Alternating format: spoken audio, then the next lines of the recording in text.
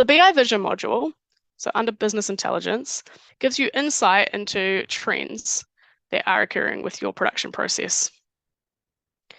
So I'm going to start with the total assembly cost. And you can see with my total assembly cost over time, it's actually trending upwards. But this could be for any number of reasons, right? Maybe we're actually just producing more. So this could mean we just have higher demand, which is actually a good thing. So we jump up to units produced. Nope, we are not producing more. And actually the average cost per assembly and per unit is going up. So I should definitely dig into why this is occurring. Well, perhaps the components cost more to begin with.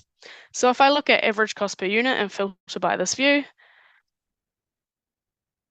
I can see some of my components are becoming more expensive, and some of them are extremely expensive compared to others.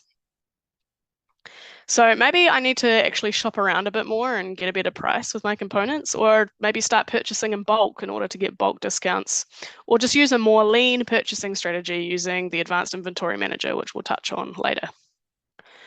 Or are our suppliers providing services in our production process and charging more for those than they used to? Well, if we jump up here again, we can look at additional supplier costs, which in this case, they're not charging more. And we can look at the total net assembly cost, which is your assemblies without those external charges. Okay, well, maybe it's just one production line that has a cost drain. So if I look at my average cost per assembly, I can scroll down to my assemble products and see, okay, there's some quite expensive products in here. I'm going to click into this one and investigate further. And so from here, I can identify maybe there is a lot of wastage cost and a high percentage of wastage per each assembly. Or I can also see whether it's a hard component, like a bookshelf here, or an internal cost like labor causing the higher cost.